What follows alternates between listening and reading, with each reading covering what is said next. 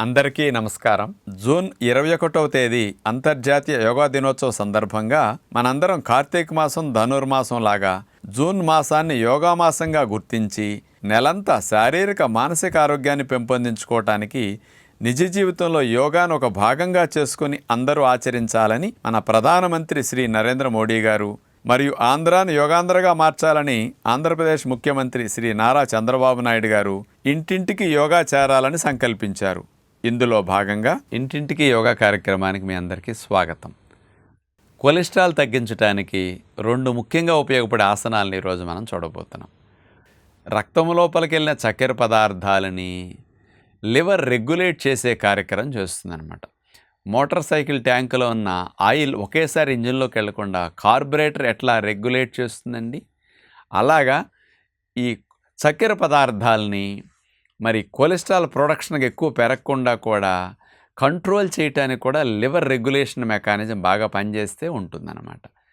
అదే లివర్ ఆరోగ్యకరంగా లేదనుకోండి, ఈ రక్తంలో ఉన్న చక్కెర అంతటిని స్టోరింగ్ కెపాసిటీ సరిగా చేసుకోకుండా దీన్ని వెంటనే కొవ్వుగాను కొలెస్ట్రాల్గాను మార్చేస్తుంటుంది. అందుకని లివర్ని యాక్టివేట్ చేయటానికి, కొలెస్ట్రాల్ ప్రొడక్షన్ తగ్గించడానికి మరి లివర్ మీద బాగా పనిచేసే అర్ధమచ్చేంద్రాసన్, పశ్చిమోత్తానాసన్, మరి ఈ రెండు ఆసనాలు కనుక చేయగలిగితే లివర్ బాగా యాక్టివ్గా అయిపోయి ఈ కొలెస్ట్రాల్ ప్రొడక్షన్ ఎక్కువ చేయకుండా ఈ గ్లూకోజ్ని ఎక్కువ కెపాసిటీ లివర్లో స్టోర్ చేసి అట్లా హోల్డ్ చేసుకుంటుంది, గ్లైకోజన్గా మార్చేసేసి.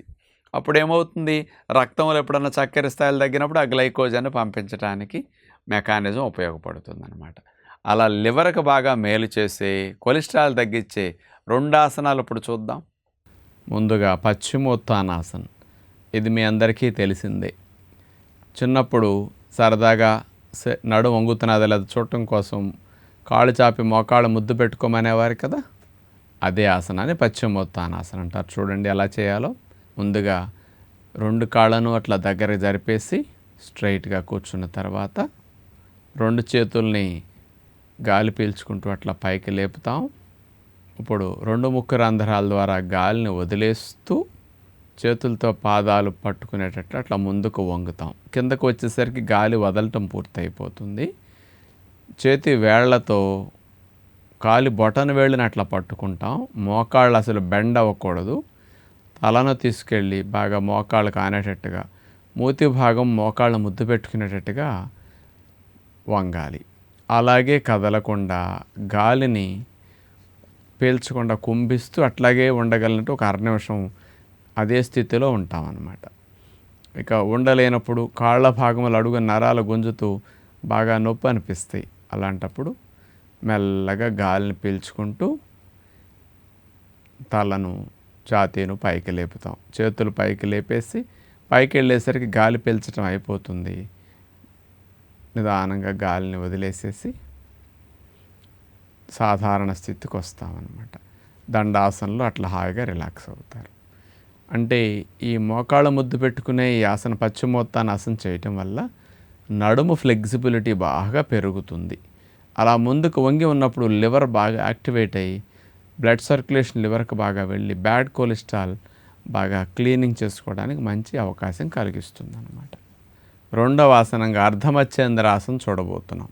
మచ్చేంద్రులైన ఆయన ఈ ఆసనం కనిపెట్టడం వల్ల ఈ ఆసనానికి అట్లా పేరు పెట్టడం జరిగింది. ముందుగా మనం కుడి కాలుని మోకాల దగ్గర నుంచి మడిచి సీటు పక్క భాగం అట్లా పాదం వచ్చేట్టు పెట్టుకుంటాం. ఈ ఎడమ కాలు పాదాన్ని కుడి మోకాల దగ్గర యువతల వైపు దాటించి అట్లా పెడతాం. ఇప్పుడు కుడి చేత్తో ఎడమ మోకాలు భాగాన్ని అట్లా పట్టుకుని రొమ్ము వైపు కాలును లాక్కుంటూ ఎడమ చేతిని చూడండి వెనకాల భాగంలో అట్లా నేల మీద కానీ అవసరమైతే వీపు మీద కానీ పెట్టుకుని నడుముని ఎడం వైపుకి, మెడను ఎడం వైపుకి పూర్తిగా అట్లా తిప్పవలసి ఉంది. ఇట్లా ట్విస్టింగ్ చేసినప్పుడు ఉదర భాగంలో ఉన్న లివర్ని యాక్టివేట్ చేసి బ్యాడ్ కొలెస్ట్రాల్ తగ్గించడానికి అర్ధమచ్చేంద్రాసన పనికొస్తుంది.